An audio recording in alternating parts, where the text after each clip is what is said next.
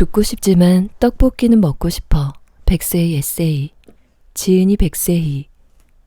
1990년 서울에서 태어났다. 문예창작학과를 졸업한 뒤 출판사에서 5년간 일했다.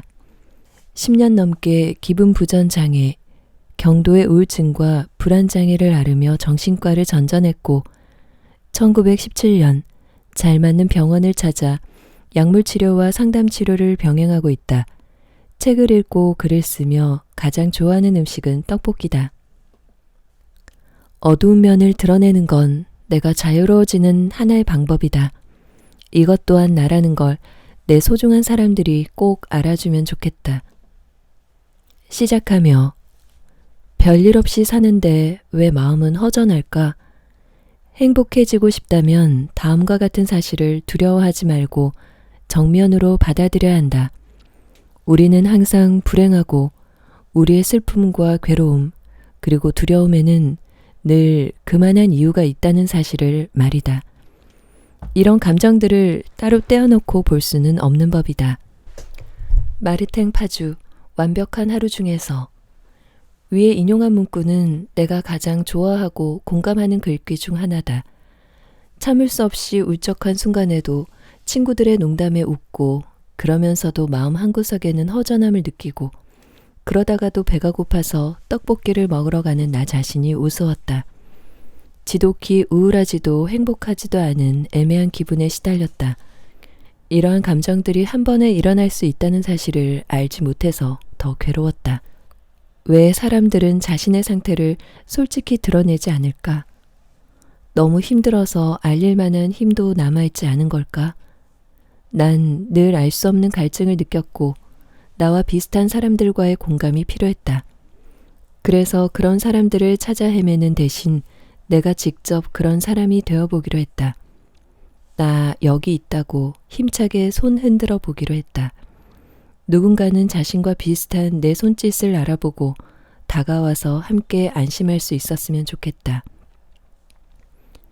이 책은 기분 부전 장애, 즉 심한 우울 증상을 보이는 주요 우울 장애와는 달리 가벼운 우울 증상이 지속되는 상태를 말한다. 이런 기분 부전 장애를 앓는 나의 치료 기록을 담은 책이다.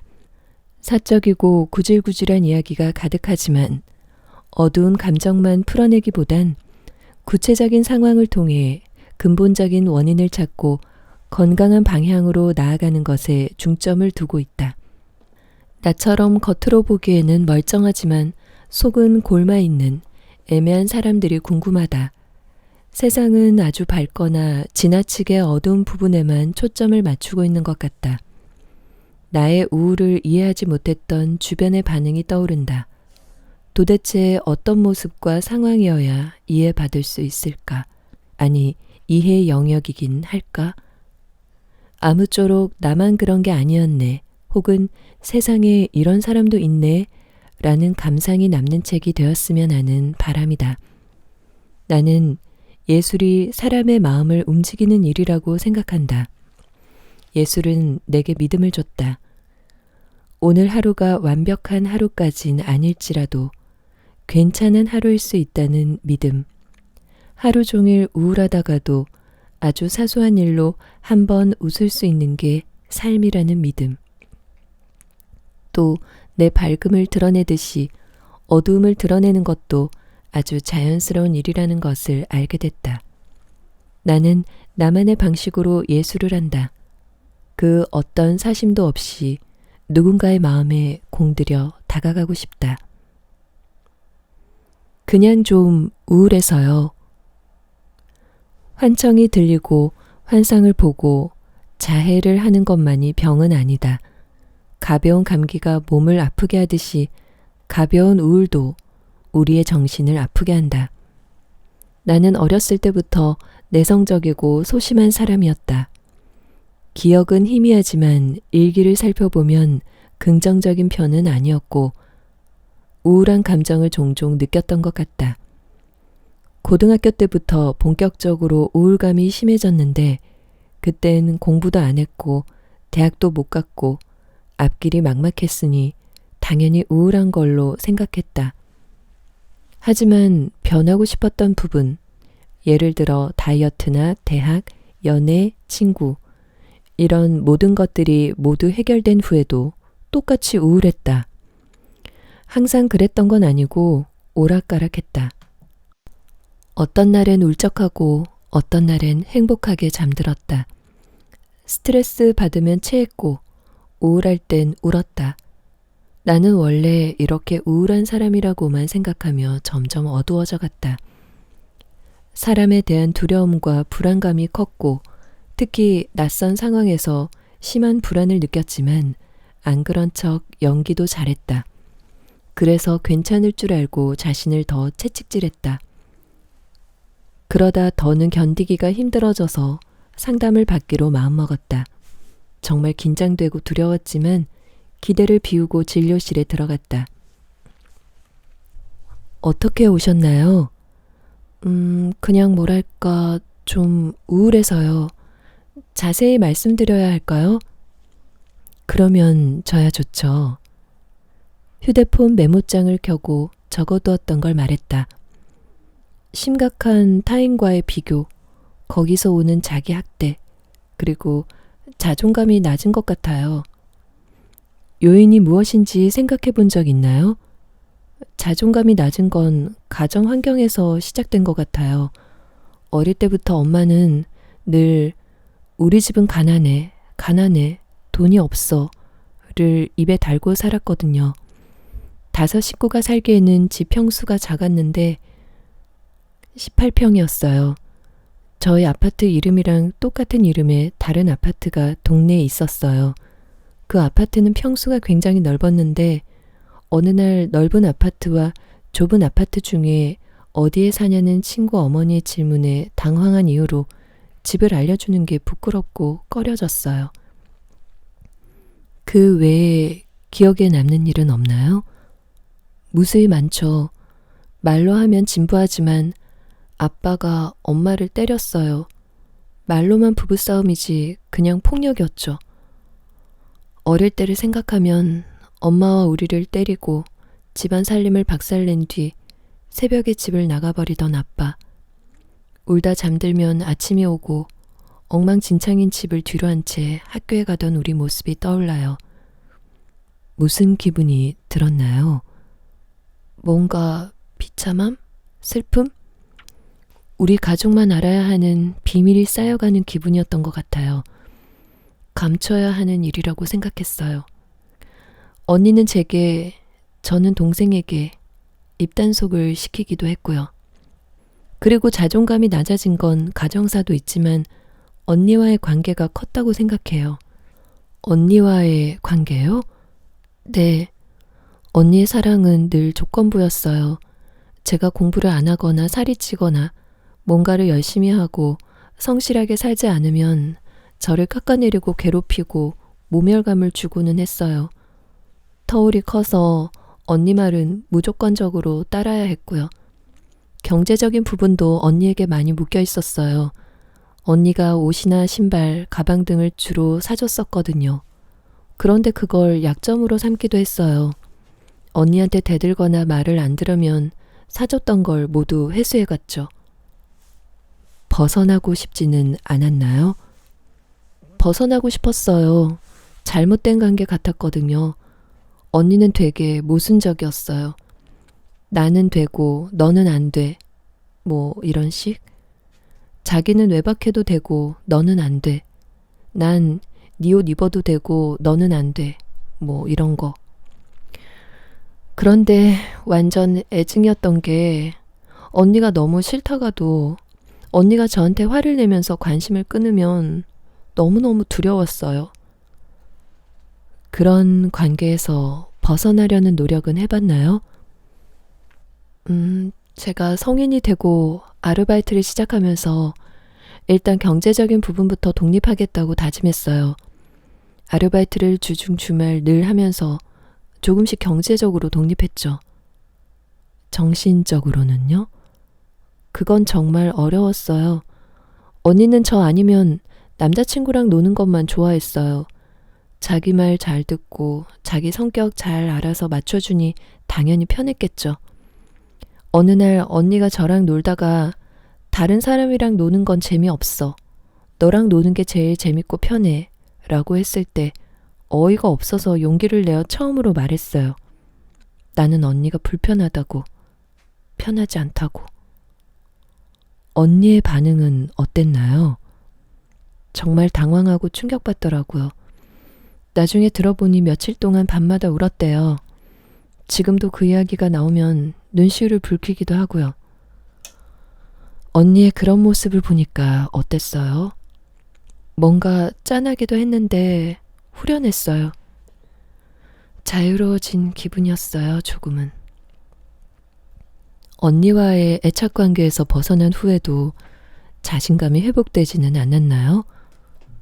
가끔 자신감이 생길 때도 있었지만 이런 성향과 우울감은 그대로였던 것 같아요. 언니한테 의존하던 게 애인에게로 옮겨간 느낌? 연애는 어떤 식으로 하는 편인가요? 마음에 드는 상대에게 먼저 다가간다거나 하는 적극성이 있나요? 아니, 전혀요. 제가 누군가를 좋아하면 그 상대가 저를 만만하게 볼 거라는 생각에 좋아하는 걸 잘 티내지도 못해요. 고백하거나 꼬시는 건 생각해 본 적도 없고요. 그래서 늘 수동적인 연애를 하는 편이에요. 누군가가 나를 좋아한다고 하면 만나보면서 그 상대에 대해 알아가다가 호감이 생기면 연인으로 이어지는 패턴? 연애를 안 할 때도 있나요? 거의 없어요. 누군가를 만나면 오래 만나는 편이고 애인한테 굉장히 의지를 많이 하는 편이에요. 애인도 저를 되게 챙겨주고요.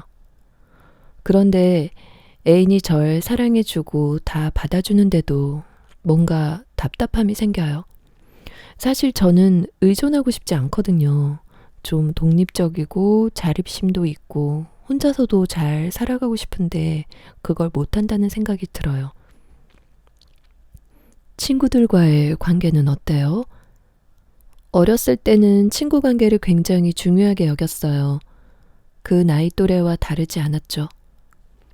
그런데 초등학교 때 한 번, 중학교 때 한 번 왕따를 당하면서 고등학교 때까지 무리해서 낙오되는 것, 친구 관계에 대한 공포감이 많이 생겼던 것 같아요. 그런데 그게 자연스럽게 연애로 옮겨갔고 친구나 우정 같은 거에는 큰 기대나 관심을 두지 않기 시작했어요. 그렇군요. 하시는 일에 만족하시나요? 네, 출판사에서 홍보 마케팅 일을 하는데 지금은 회사 SNS 채널을 운영하고 있거든요. 콘텐츠를 만들고 업로드하고 노출시키고 등등. 재밌고 적성에 잘 맞는 것 같아요. 좋은 결과물이 나올 때도 있었나요? 네, 있었어요. 그래서 더 열심히 할 때도 있었고, 뭔가 결과물을 내야 한다는 생각에 압박감을 느낄 때도 있고요. 그렇군요. 자세히 말해줘서 고마워요. 여러 가지 검사를 해봐야 정확히 알겠지만, 의존 성향이 강해 보이네요. 감정의 양끝은 이어져 있기에 의존 성향이 강할수록 의존하고 싶지 않아 하죠.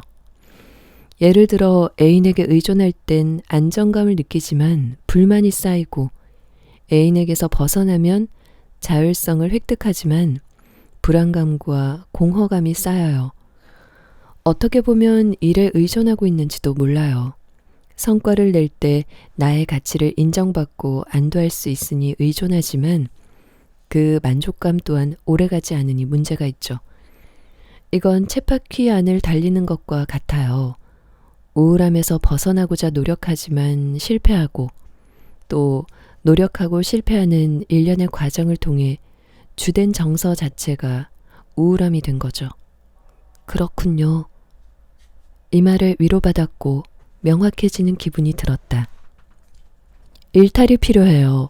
우울과 좌절의 쳇바퀴에서 벗어나려면 자신이 생각지도 못했던 일에 도전해보는 게 좋아요. 어떤 것부터 해야 할지 모르겠어요. 지금부터 찾아봐야죠. 작은 것부터요. 그리고 SNS에 가식적인 삶을 올리게 되어 행복한 척 하는 건 아닌데 책이나 풍경, 글 같은 취향을 드러내면서 특별해 보이고 싶어 하는 거죠. 나 알고 보면 이렇게 깊이 있고 괜찮은 사람이다 라는 걸 보여주고 싶은 것처럼요. 그리고 제 기준대로 사람을 판단하고 평가해요. 제가 뭐라고 사람을 감히 평가할까요? 너무 이상해요. 말씀하시는 걸 들으면 마치 로봇이 되고 싶은 사람 같아요. 어떤 절대적인 기준의 사람이 되고 싶은 것처럼요. 맞아요. 불가능한데. 이번 주에는 오늘 드릴 검사지, 즉 500가지 문항의 인성검사 및 증상, 행동평가 척도검사 이런 것들을 작성하고 어떤 일탈을 해야 할지 생각해보면 어떨까요? 네, 그럴게요. 일주일 후. 어떻게 지내셨어요? 현충일 전날까지는 우울했고요. 그 후에는 좋았어요. 저번에 말씀 안 들은 게 있는데 로봇이 되고 싶은 것 같다고 하셨잖아요. 남에게 피해주면 안 된다는. 그런 저만의 기준이 심해진 이후로 강박감이라고 해야 하나? 일상에 불편함이 생겼어요. 예를 들어 버스에서 큰 소리로 이야기하거나 전화하는 사람을 보면 화가 치밀어 올라요. 막 목을 조르고 싶을 만큼요. 실제로 그러진 못하지만요. 죄책감이 들었겠군요. 네. 한두 번 정도는 조용히 해달라고 말을 하지만 열에 8번은 하지 못해요. 그런 자신에 대한 죄책감이 심하고요. 회사에서 들리는 키보드 소리에도 예민해져서 업무에 집중하지 못했고 소리가 많이 나는 동료에게 직접 이야기까지 했어요. 말하고 나서는 후련했고요. 시끄럽게 하는 사람한테 조용히 하라는 말을 못했다고 누가 그렇게 괴로워할까요? 마치 어떻게 해야 나를 괴롭힐 수 있을까의 고민 속에 있는 사람 같아요. 대부분 사람은 비겁해요. 하지만 자신이 비겁하지 않아야 한다는 압박감 때문에 10번 중에 1번이나 이야기하고 있는데도 자신을 비하하죠. 저는 10번 중에 10번을 다 이야기하고 싶어요. 그렇게 한다고 행복해질까요? 10번이면 10번 다 한다고 나 나았어, 편해졌어 라고 생각하지 않을 거예요. 사람들 반응이 다 같을 수는 없으니까요. 다른 사람을 비난할 수 있는데도 굳이 내 책임으로 돌리고 있는 거죠. 말을 해봤자 듣지 않을 것 같은 사람들은 피하는 것도 나를 위한 선택이 될 수 있어요. 근본적인 부분을 찾아서 하나하나 정리하는 건 말이 안 돼요. 내 몸은 하나인데 너무도 큰 역할을 부여하는 거죠. 저는 왜 이러는 걸까요? 착해서? 이 말에는 동의하지 않는다. 억지로 길에 쓰레기를 버리고 버스에서 큰 소리로 통화해봤는데 기분은 별로였어요. 그래도 해방감은 있었어요. 별로였다면 일부러 하지는 마세요. 사람이 입체적이라는 건 알고 있었지만 받아들이지 못했던 것 같아요. 사람을 평면적으로 바라봤다면 그 시선은 남을 바라볼 때만이 아니라 자신을 바라볼 때도 적용되죠. 한 번쯤은 무서운 사람이 돼도 괜찮아요. 예를 들어 내가 이상적으로 생각하는 사람을 떠올리면서 그 사람이라도 화내지 않았을까? 그 사람이라도 다 받아주지는 않았겠지? 이렇게 비교한 후에 화내도 돼요. 다른 사람들이 나를 날카롭다고 여길지라도요. 가지고 있는 경험과 생각 중에서 가장 이상적인 것만 얻으려고 하는 것 같아요. 난 이런 사람이 되어야 해. 이렇게요. 남의 생각, 남의 경험을 훔쳐와서 말이죠. 하지만 아까 말했듯이 사람은 다 입체적이에요. 겉으로는 멋져 보여도 뒤에서는 더러운 행동을 할 수도 있고 내가 부풀려서 기대해놓고 실망하는 경우도 있어요. 그럴 땐 오히려 저 사람도 숨쉬고 사는구나, 별일 없는 사람이구나 라고 생각하면 나한테도 관대해질 수 있어요. 저는 스스로를 약하다고 생각하고 다른 사람들이 그 약한 모습을 다 알고 있을 것 같아요. 뭔가 무섭게 말해도 내 안에 약한 모습을 알 것 같은 거예요. 구려 보일까봐 두려운 거죠. 불안감이 숨어 있기 때문이에요. 내가 무언가를 이야기했을 때 자동으로 이 사람이 나를 어떻게 볼까, 떠나지 않을까, 그런 걸 먼저 생각하니까 불안한 거죠. 이야기하는 게 좋은 경험일 수는 있어요. 하지만 결과가 한 방향일 수는 없다는 걸 알아야 해요. C라는 행동, D라는 행동이 나올 수 있죠. 반응은 이렇게나 다양하다는 걸 깨닫고 받아들이는 게 필요해요. 그렇구나. 저번에 일탈을 이야기하셔서 히피파마를 했어요. 저도 마음에 들고 회사 사람들의 반응도 좋아서 기뻤어요. 그리고 저번에 물으셨던 거 있잖아요. 친구들이 생각하는 제 장점은 공감을 잘해준다는 거? 실제로 공감을 잘하나요? 네, 엄청요. 그래서 공감을 숨길 때도 있어요. 유난스러워 보일까봐.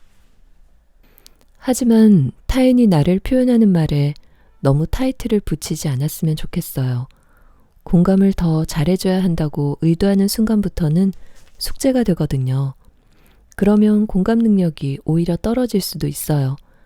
관심 없는 거에는 관심을 안 보이는 것도 좋아요. 저번에 했던 검사 결과를 보면 실제보다 더 나쁘게 보이려는 페이킹 배드 결과가 나왔어요. 대부분 회사 복직을 앞둔 사람, 학교 다니기 싫어하는 사람들한테서 나오는 패턴인데요. 자신의 현재 상태보다 더 나쁘게 보이려고 하는 거죠. 실제 상태보다 자신에 대해 더 부정적으로 인식하고 있어요. 페이킹 굿은 주로 교도소에 수용된 사람들에게서 나오는 결과예요. 자신이 이제 괜찮다는 걸 보여주려는 거죠. 우울함보다는 불안감, 강박적인 양상이 나타나고 사회적 관계에서의 불안감이 높아요. 그리고 여성을 바라보는 시각이 수동적이에요. 내 사회적인 역할은 여성이니까 이 정도밖에 안 돼 라는 생각이 강하죠. 성격을 말하는 게 아니라 현재 상태를 말하는 거예요. 그 외에 큰 의미 있는 것들은 없고요. 굉장히 불안하고 사회생활 하는 걸 힘들어 하는구나. 그리고 실제보다 본인 상태를 더 불편하게 느끼는구나 정도예요. 자신의 상태를 본인의 주관적인 느낌으로 굉장히 예민하고 우울하게 느끼고 있어요. 미치지 않았는데 스스로 미쳤다고 생각하는 거죠. 맞아요. 하지만 제가 정상이라고 생각하면 더 괴로워져요. 나는 왜 이렇게 유난일까? 이렇게요. 기분 부전 장애는 찾아봤죠? 어떤 생각이 들었나요? 한 번도 제 증상과 딱 맞는 설명이 없었는데 이건 나다 라는 생각이 들었어요. 그리고 설명을 다 읽고 나서는 슬퍼졌어요. 옛날에 이걸 앓고 있던 사람들은 얼마나 괴로웠을까 하는 생각이 들었거든요. 꼭 그 걱정까지 해야 할까요? 잘못된 걸까요? 옳고 그름의 평가는 없어요. 독특하다는 거죠. 걱정하기 시작하면 끝이 없어요. 과거가 아닌 지금의 나의 현재 시점을 바라본다면 나의 개인적인 경험도 더 긍정적으로 볼 수 있어요. 과거엔 나를 표현할 수 있는 병명을 몰랐는데 현재는 알았다는 것도 긍정적으로 볼 수 있죠. 양가적인 감정의 원인은 뭔가요? 죄책감과 비슷해요. 목을 조르고 싶다라는 생각을 하고는 자동으로 죄책감이 드는 거죠. 화가 났다가도 바로 죄 지은 사람이 되어버려요. 일종의 자기 처벌적인 욕구죠. 나 자신에게 너무도 강력한 초자아가 서 있기 때문이에요. 실제 내가 쌓은 것 말고도 여기저기서 더 좋은 걸 차용해서 이상화된 내 모습을 쌓아놓았다는 것을 말한다. 하지만 그건 말 그대로 이상일 뿐 현실이 아니에요. 그래서 매번 이상화된 기준에 도달하는 걸 실패하면서 자신에게 벌을 주고 있는 거죠. 그렇게 엄격한 초자아가 있으면 나중에는 벌을 받는 게 만족스러워지는 지경까지 갈 수도 있어요. 예를 들어 사랑받는 것을 의심하고 일부러 상대에게 욕을 먹을 때까지 행동하면서 상대가 나를 포기하면 오히려 안심하는 상태까지 가게 되는 거죠. 실제 내 모습보다 밖에서 제어하는 것들이 너무 많아요. 그렇군요. 그렇군요. 혼자가 좋은데 혼자가 싫은 감정은요? 당연한 거 아닐까요? 당연해요? 네. 정도의 차이가 있을 뿐 많은 이들이 그렇지 않을까요? 사람들과 관계를 맺고 살아가야 하지만 나만의 공간도 필요하니까요. 이것 또한 공존할 수밖에 없죠. 제 자존감이 낮은 건가요? 극과 극은 오히려 통한다고 하죠. 굉장히 자존심이 세 보이는 사람이 오히려 자존감이 낮아요. 자신이 없으니까 다른 사람이 나를 우러러 보게끔 하려고 하죠. 거꾸로 자신에 대한 만족감이 높으면 누가 나에게 뭐라고 하든 크게 영향받지 않을 거예요. 결국 난 자존감이 낮은 거라는 말이었다. 제가 했던 일들이 지나고 보면 다 보잘것없이 느껴져요. 내가 했던 일의 상당수는 실제 내가 원했던 일이라기보다는 내가 만들어 놓은 기준이나 의무감 때문에 해야 하는 경우가 많습니다. 결국 난 자존감이 낮은 거라는 말이었다. 지금까지 책의 일부를 낭독해 드렸습니다. 백세희 작가의 2018년에 쓴 에세이 죽고 싶지만 떡볶이는 먹고 싶어 였습니다. 이 책의 편집장은 이렇게 말했어요. 책을 처음 접했을 때 시선은 자연스레 제목에 먼저 가닿았다. 독립출판물로 상당한 인기를 끌어 입소문 베스트셀러가 되었다는 사실은 그다지 중요하지 않았다. 죽고 싶지만 떡볶이는 먹고 싶은 그 마음은 어떤 마음일까? 라는 생각으로 가득할 뿐이었고 이내 저자의 내밀한 이야기에 귀 기울이고 싶어졌다. 어린 시절부터 내성적이고 소심한 사람이었던 저자는 반복되는 우울감이 견디기 힘들어지자 정신과 전문의를 찾아가서 상담을 받기 시작했다. 가벼운 우울 증상이 지속되는 상태인 기분 부전 장애와 불안장애 진단을 받고 약물 치료와 상담 치료를 병행해왔다. 치료받는 과정마다 녹취하여 날 것 그대로를 기록으로 남겼다. 우울증과 불안장애에 관한 내밀한 치료일기인 이 책에는 치료의 과정과 지독히 우울하지도 행복하지도 않은 애매한 기분으로 하루하루를 살아내는 저자의 삶에 관한 이야기가 가감없이 담겨 있다. 희망적인 치료의 결과는 없고 여전히 우울과 행복을 반복하고 있다고 스스로를 아프게 하지 않는 가장 좋은 방법을 찾고 싶다고 고백하면서 이 책은 마무리하고 있다. 질문도 답도 아닌 바람으로 끝나는 책이지만 저자의 생생한 목소리로 들려주는 진솔한 마음의 이야기들은 우울과 불안 사이에서 위태롭게 살아가고 있을 또 다른 누군가에게 위안이 되어줄 것이라고 믿는다. 많은 이들이 멋지고 밝은 모습을 보여주는 것은 익숙하지만 찌질하고 어두운 모습은 감추려 하잖아요. 하지만 여러분들이 행복해지기 위해 알아야 할 한 가지는 여러분들의 마음 한켠에 우울을 못 본 척해서는 절대로 행복해질 수 없다는 사실입니다. 우리는 이제 말해야 하죠. 별일 없이 사는데도 채워지지 않는 마음의 빈 공간에 대해서 친구들과 웃고 떠드는 동안에도 울적한 마음 한구석에 대해서 말입니다. 이 책은 기분 부전장애, 즉 가벼운 우울 증상이 지속되는 상태를 가진 작가와 정신과 전문의와의 대화를 엮은 책입니다. 겉보기에는 멀쩡하지만 속은 골마있는 지독히 우울하지도 행복하지도 않은 사람들을 위한 책이며 타인의 시선으로부터 자유롭지 못하고 불완전하고 구질구질한 우리 모두의 이야기입니다. 이 책이 여러분들의 슬픔을 모두 가져가 주지는 못하겠지만 적어도 울지 않는 사람이 아니라 울고 싶을 때 울 수 있는 사람이 되도록 도와줄 것입니다. 작가를 추모하는 마음으로 낭독하였습니다.